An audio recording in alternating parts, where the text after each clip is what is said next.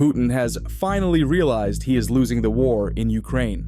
For years, Putin has refused to communicate or negotiate with Zelensky.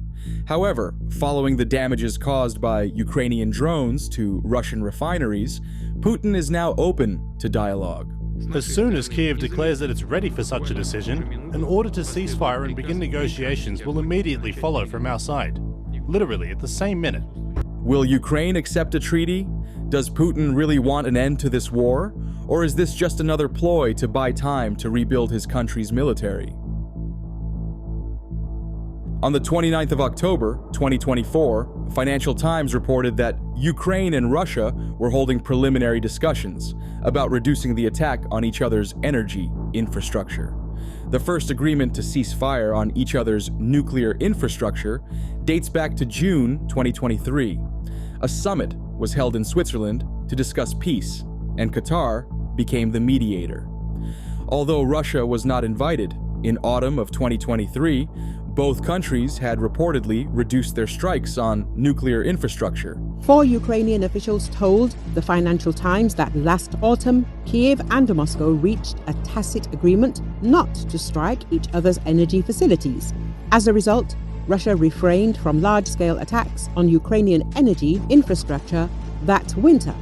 But just when things seemed to go smoothly, Ukraine began launching drone strikes on Russia's oil refineries, breaking the agreement. However, Kiev resumed drone attacks on Russian oil facilities in February and March of this year, aiming to increase pressure on Moscow after the failed 2023 counteroffensive.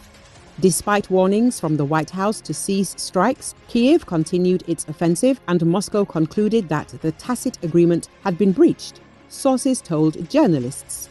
Subsequently, Russia escalated the situation by launching volleys of long-range missiles targeting power plants across Ukraine, including the Tripilska thermal power plant, located 40 kilometers from Kiev, which was completely destroyed.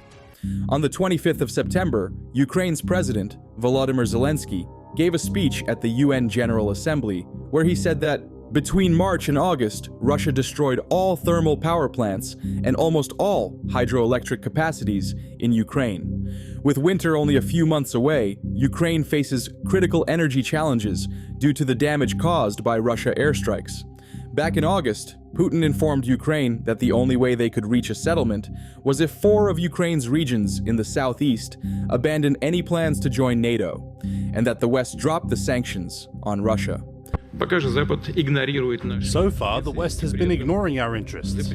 While they forbid Kiev to negotiate, they hypocritically call on us to start some sort of negotiations. It just looks idiotic.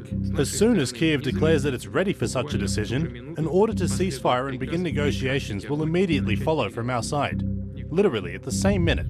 However, Ukraine rejected this proposal. The country saw it as a threat rather than a negotiation.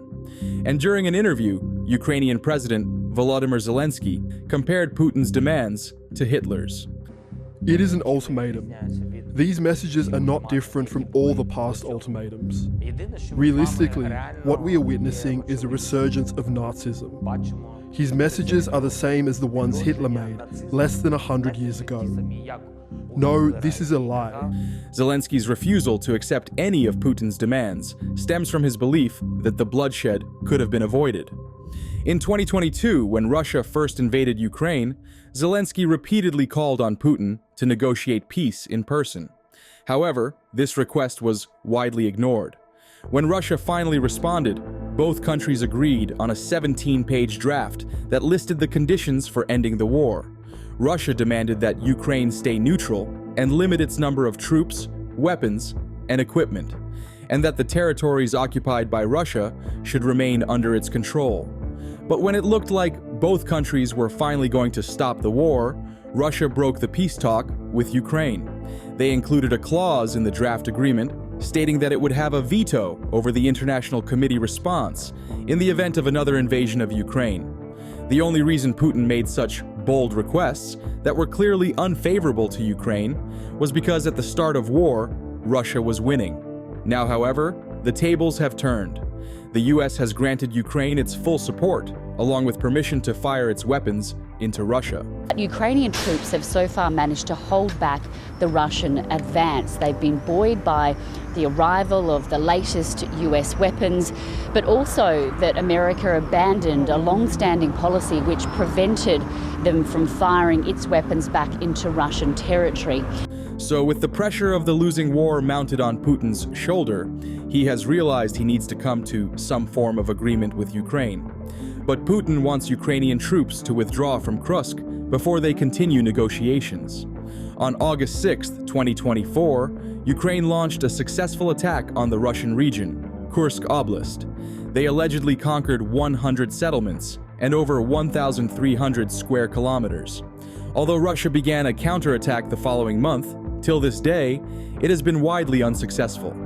What kind of negotiations can we even talk about with people who indiscriminately strike at civilians, at civilian infrastructure, or try to create threats to nuclear power facilities? Putin said, referring to the attack on Kursk. He also called the attack an attempt by Ukraine to its negotiating position. But there may be some truth to it, because when the Ukrainians attacked the oil refineries, a Ukraine official revealed to a newspaper that the attack was done to put pressure on Russia and force it to negotiate. The Ukrainian government has also been feeling more pressure to come to an agreement with Russia, as the citizens who support the treaty with Russia gradually increase. In response to Putin's demand to leave Kursk, the Ukrainian government has demanded Russia also pull back its troops from Ukrainian regions. Although it's uncertain how this negotiation will end, one thing's for sure: Zelensky will not allow Putin to bully him into a bad deal.